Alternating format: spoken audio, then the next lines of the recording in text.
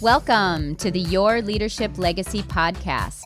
My name is Tina Paulus Kraus, and I'm so excited to bring you this next podcast dedicated to you high performers out there who want to reinvent yourself, reinvent your business, maybe your career, all of it.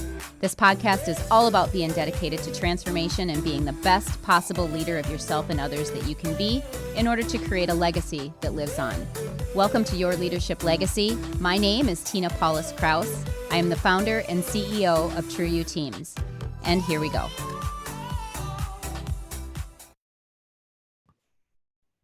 Hi, everyone. Welcome to Your Leadership Legacy. My name is Tina Paulus Kraus, and I'm really excited today because we have the Believe Coach is with us today. So Nick, I want you to introduce yourself and just tell our listeners a little bit about who you are and what your story is. Yes, thank you so much, Tina, for allowing me to participate. My name is Nick Dillon, and I am, as Tina indicated, the Belief Coach. And how I got to that title or mantra, if you will, is spending 35 plus years of personal development and growth in myself. I was actually born a little under 2 pounds. Wow. And not slated to live 48 hours. And part of that journey and process has been that I had to do a whole lot of work. In my early formative years, I was on oxygen and had to carry a backpack of oxygen and really had some health challenges early on in life. And as technology has progressed and everything, it has allowed me to actually get to 51 years old this now. And so I am doing very well, but it's been a journey. And part of that journey has been bullying, teased and taunted in my life because I couldn't participate in a lot of things and just had to go through that as a childhood. And for me, at some point on the journey, it got dark. And when it got dark for me at 15 and a half years old, I went down a path of wanting to take my own life. And I decided that I wanted to go a different route. And that different route for me was to start self-care and self-development. And so the last 35 years has been me growing me believing in me. And that word believe is big because prior to me taking the journey of growth, I believed the names I was called. I believe I wouldn't amount to anything. I believe what some of my teachers said about me and all those negative things about me. And it was a flip. I actually had to make a choice in my life that in order for me to be better, I had to believe differently. And it's been a 35-year journey. Was able to get through college and have a career in corporate America all the way up through executive vice president in leadership in one job, as well as an executive director in another job, before deciding to really, truly take the deep dive and pursue my purpose as the Belief Coach and work with organizations around leadership development and organizational development and really take things for me to the next level. But I'm in the helping profession, so I believe in this work and I love it. Right. That's an amazing, amazing story. At age 15, you kind of had that wake-up call. Unfortunately for me, it was like 48, but I love that you had it at 15. So how at 15 do you know that personal development and this mindset stuff is the answer? How did you get there? Now, interesting enough, at 15 and a half, what happened was all I knew about at that time period was my parents had took us to church. And we went to church each Sunday. And so my upbringing was really religious and really spiritual. And so I literally started reading the Bible, really, if you will, as my first self-help or self-development piece. And in the Bible, I was just getting from that no, God made everything beautiful. God's work is great and powerful. And I couldn't be a mistake, and I couldn't be this bad person that kids and my peers were calling me. And that was like my first step to, I got to see this differently, because if I'm still here, I have to have a purpose. And so I just started reading books, listening to tapes at the time, cassette tapes. So I'm dating myself, Right. you know, and just really started pouring into me, which I would just certainly suggest that everyone do on a constant and consistent basis. You never really get too much of personal growth and development. Yeah, I totally agree with that. So that's an amazing story. So then you went into corporate America and you were there for several, like pretty much up until how long ago? How long did you make the leap? I actually started my business probably 20 years ago. Okay. And I still maintained a foot in corporate America. But I ultimately completely got rid of corporate America. I did it twice for about a 10-year period, then went back for a small stint, but then I totally left corporate America about 2 years ago now. Okay. So I come from corporate America, 22 years in a large insurance corporation. And 90 days ago, I just made the leap. So I'm kind of in that. I totally resonate with what you're saying and where you're going. So over that course of that time when you were kind of trying to do both, you mentioned your purpose. So I feel like you've always known what your purpose was. Were you just kind of trying to put the pieces in place? What made you finally decide to just let corporate go forever and say, no, this is what I'm going to do as I move? Great question. In fact, for me, and I would say with any entrepreneur, you kind of get this sense, and you find yourself in a position of readiness. And when you find yourself in that position of readiness, it's almost like a peace for you, because in anyone who decides to leave corporate America, we all have this plan of, I want to have X amount of savings, and I want to have this in place, and I want to do all these things, and then I make the leap. Well, unfortunately, I didn't have all that stuff in place, but I got to this space of readiness, and readiness gave me a unique type of peace that showed me that part of this is me believing that I can do this and me trusting the process. And I'll tell you, as I believed and walked out in that journey, and I believe for the most part, you have to walk out in the journey because there's a lot you don't see until you actually walk out. Things start to happen. People start to reach out. Connections started to happen, and growth. It's almost like stuff started to come into alignment as I started to move forward. And I just haven't looked back. You operate as an entrepreneur as though it is. Right. Absolutely. As your plate expands, so does all the opportunity, right? Absolutely. Yeah. That's amazing. So the inspiration for this show, Your Leadership Legacy, came from that background of corporate and understanding that life today is different, right? We are 24/7 connected. We are constant change. Things are moving and changing all the time.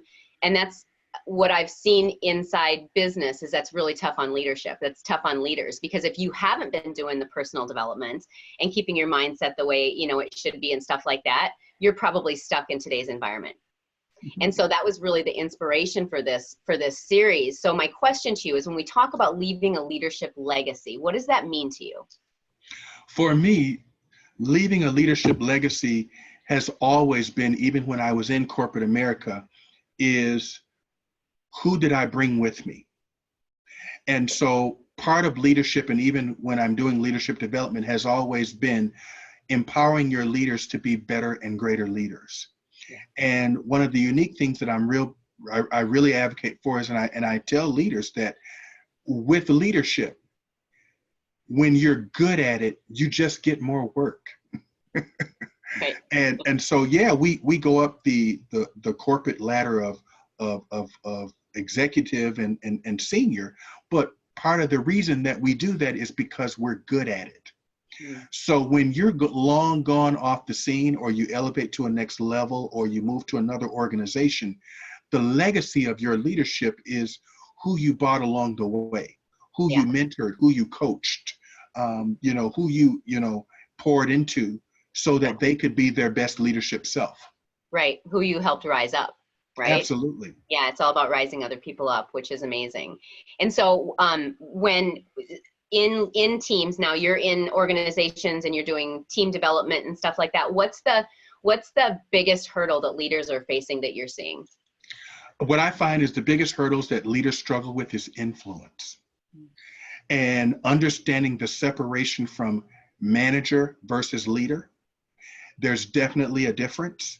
And so I think a lot of times some of the challenges are you get people who are positioned in leadership who may be great at managing systems, processes, and procedures, but they're not good people leaders. Yeah. And so to help people understand that process of people leading means that people depend on you for their legacy. Yeah. And so in order for you to be really effective at it, you have to really want to lead. And I think a lot of the disconnect in corporations is that if part of my role means that I have to lead people, I have to want that. Yeah. Because right. Otherwise you show up different. Yeah. Because here's what happens. I'm so good in this position that somebody notices that and they think I should be in leadership, and they come to me and now all of a sudden I'm in this leadership position, and I maybe that's not really what I want, or maybe that's not what I'm good at yet. And so I feel like there's this piece missing in business of that people side of it. How do we develop those aspiring leaders so that Absolutely. By the time they do get that tap on the shoulder, they're fully ready inside themselves to be that leader? Because old school leadership is so hierarchical, right? It's all about title and it's all about rank and all that kind of stuff. And that's just not where the world's going. It's just not where leadership is going in the future. Absolutely. Totally agree. Yeah. So part of this series too is how to create unstoppable teams. So how do you coach people? How do you coach leaders on what an unstoppable team means and how to actually build one? Excellent question again. When you're talking about, especially in corporate America, coaching leaders with unstoppable teams, first and foremost, because I believe that our global corporate landscape is going to become more and more diverse. So first and foremost, it starts with embracing differences, embracing innovation, embracing creativity, fostering a community and an environment and a team of inclusiveness that allows people to come to the table being their best selves and giving the best that they can be. And more importantly, I'm always big on the three things. People want to feel valued. They want to feel that you care, and they want to feel that their input matters. And when we embrace that as a corporate team in leadership, that's the roadmap that we start to really cultivate and make and produce some very powerful decision-making and result-getting teams. So that's big for me. Yeah, love that. So that seems big. If they're an organization that's totally not in that spot, where do they even start? And I say, you got to start with this as part of your business model.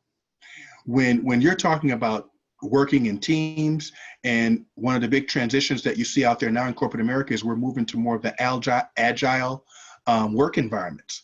Right. So we're taking down the walls. Yeah. And doesn't always go over so well. Right. That's changing some of our corporate environments. But what it is it's fostering inclusiveness. We're up close and personal with each other. And yes, technology has allowed us to do things globally, like what we're doing now. You're in a spot somewhere than I am, and we're still able to collaborate. But what this does is we have to make it part of our business model. So our senior and top leaders have to see the value in working in team, the value in what leadership really does to an organization that takes it to the next level, from vision to implementation to really driving success and motivating individuals to be their best self. So yes, I think it's powerful.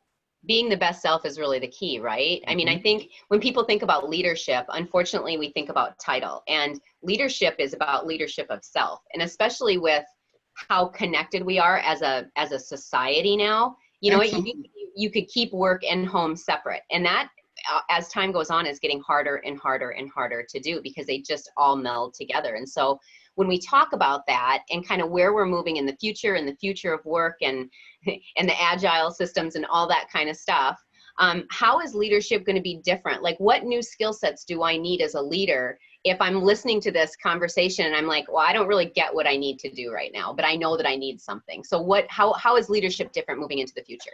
What I would say is, and it's new out, What we're doing now in leadership, and you see a lot of this out, Strength Finder is a big one. Self-assessing is huge for ourselves in corporate America right now.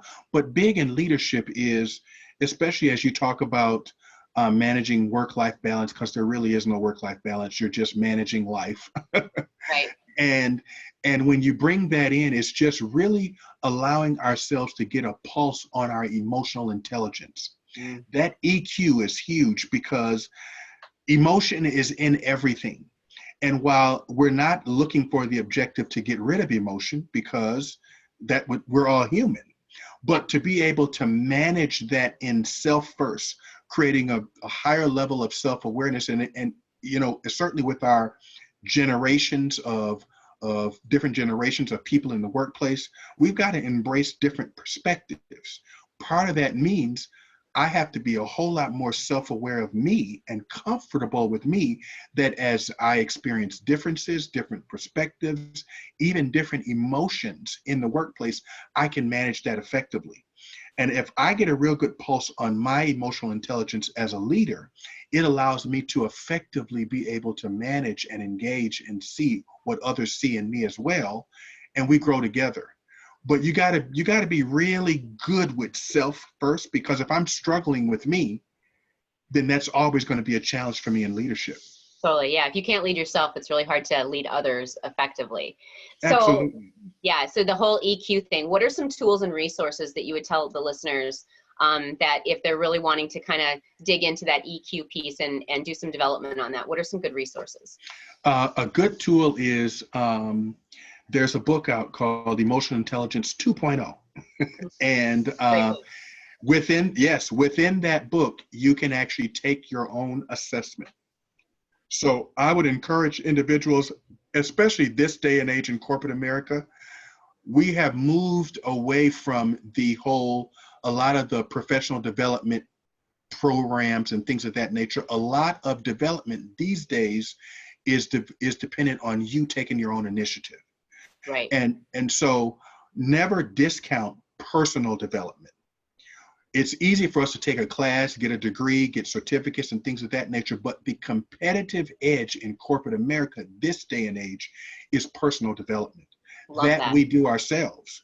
That allows us to become more self-aware. It allows us to become a better communicator, to solve problems differently, to communicate more effectively. But a lot of that we have to develop in ourselves. Right. Your average individual is not doing that. Yeah.